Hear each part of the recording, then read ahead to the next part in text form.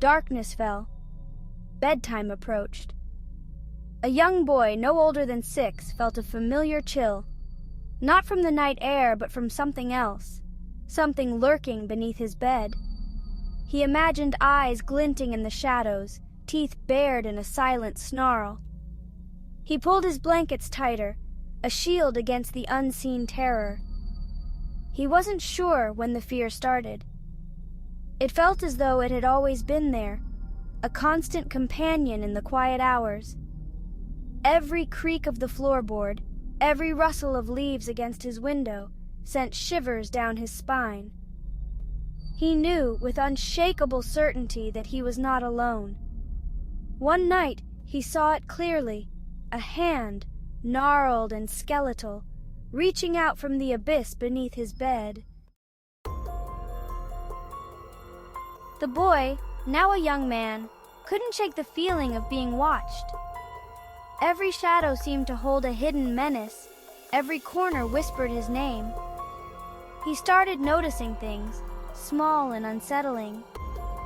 Objects moved in his peripheral vision. Drawings on his notepad appeared, grotesque figures rendered in frantic strokes. He tried to rationalize it, to attribute it to stress or lack of sleep, but deep down he knew better. One night, he woke to a scratching sound beneath his bed, slow and deliberate, like claws scraping against the wooden floorboards. He awoke with a gasp. The room was dark, the air thick with an oppressive silence. He could feel his heart pounding against his ribs, his breath coming in short, shallow gasps. Something was wrong. He could sense it, feel it in the very marrow of his bones. Then he felt it.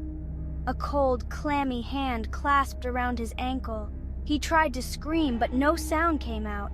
He thrashed against the unseen grip, his body slick with terror. It felt like an eternity before he was released. His search for answers led him down a rabbit hole of ancient texts and forgotten lore.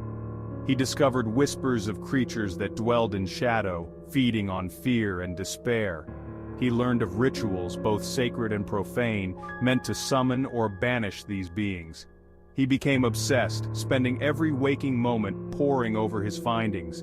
He neglected his work, his relationships, his own well-being, consumed by his quest for knowledge.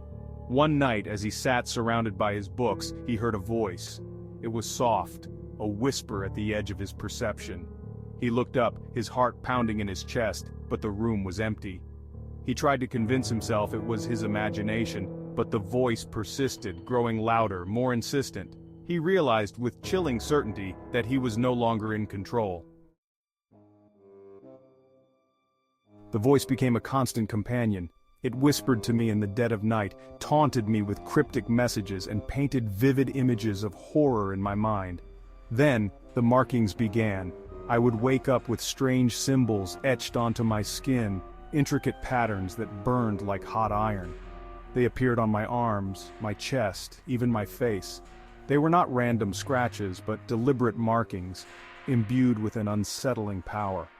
I became a recluse, shunning human contact and the comfort of daylight. I barricaded myself in my apartment, my only companions the flickering shadows and the incessant whispers that echoed in my mind. One night, the voice commanded me to perform a ritual. It described an ancient ceremony, a pact between man and monster, a gateway to a realm beyond comprehension. Driven by a desperate hope and a growing sense of dread, he ventured out into the city. My research had led me to an ancient library, a repository of forgotten knowledge and forbidden texts. The library was a towering monolith, its stone walls adorned with grotesque carvings. The air hung heavy with the scent of decay and the weight of centuries. I could feel unseen eyes watching me, following my every move. He made his way through the labyrinthine stacks, his fingers trailing along the spines of leather-bound volumes. Finally, in a dusty alcove, I found it. A book bound in human skin, its pages filled with arcane symbols and chilling illustrations. It spoke of the creature, referring to it by a name that sent shivers down my spine. It described the ritual, confirming my worst fears. The creature's name was Azal, a whisper from the dawn of time, a nightmare etched into the fabric of reality. It could not be destroyed, only banished, and even then, its hold on the world remained, a lingering stain on the edges of perception. The ritual to banish Azal was complex, fraught with danger. It involved ancient incantations, forbidden symbols, and a sacrifice of blood.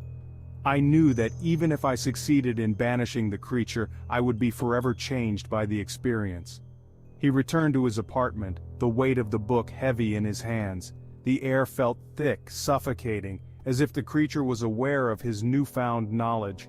He could feel its presence growing stronger, its grip on his mind tightening. I gathered the materials for the ritual, my hands trembling with a mixture of fear and anticipation. I drew the symbols on the floor, my heart pounding against my ribs. He began the ritual. The symbols on the floor glowed with an eerie light, casting grotesque shadows that danced and twisted on the walls. I could feel Azal's presence growing stronger, its power pressing down on me, suffocating me. The whispers in his mind intensified, a cacophony of screams and pleas, promises and threats. They swirled around him, trying to break his concentration, to pull him into the abyss. I cut my hand, letting my blood drip onto the symbols. The air crackled with energy. The room plunged into an unnatural silence. Then he saw it, Azal, a creature of pure shadow, its form constantly shifting, writhing. Azal spoke, its voice a chorus of whispers that seemed to emanate from the walls themselves. I stood my ground, my voice trembling but firm as I continued the ritual. I recited the incantations, my blood fueling the ancient magic, the air growing heavy with the stench of ozone. The shadows in the room writhed and pulsed, stretching towards me like grasping claws. He could feel Azal's power trying to ensnare him, to drag him down into the darkness. Just as he felt himself losing his grip on reality, a blinding light erupted from the center of the circle. The force of it threw him back, slamming him against the wall. I cried out in pain, my vision white with the intensity of the light. I looked up, shielding my eyes. Azal was gone, the room silent except for the sound of my own ragged breathing. He lay there for what felt like an eternity, his body aching, his mind reeling. I was free, but at what cost? The markings on my skin throbbed, a constant reminder of Azal's touch. The shadows in the room seemed to linger, as if hesitant to relinquish their hold completely. I knew, with chilling certainty, that the creature was not truly gone. He picked himself up, his body heavy with exhaustion. He stumbled to the bathroom, splashing cold water on his face, staring at his reflection in the mirror. I knew I couldn't stay here. The apartment was tainted, a beacon to the darkness. I stepped out into the night, the city lights a dizzying array after weeks spent in self-imposed darkness. He wandered from city to city, a nomad in his own right, forever haunted by the memory of Azal. I couldn't escape the shadows. They followed me everywhere, whispering my name, reminding me of the darkness that lurked beneath the surface of reality. I couldn't shake the feeling that I was being watched, that Azal was always just out of sight, waiting for the opportune moment to return. He continued to study the ancient texts, searching for a way to permanently sever the connection, to free himself from the creature's grasp once and for all. But deep down, he knew the truth. Some wounds never truly heal, some shadows never truly fade. I was forever bound to Azal, the hunter and the hunted, locked in a macabre dance across the tapestry of time. And as I drifted off to sleep each night, I could hear the whispers in the darkness, a chilling reminder that the nightmare was far from over.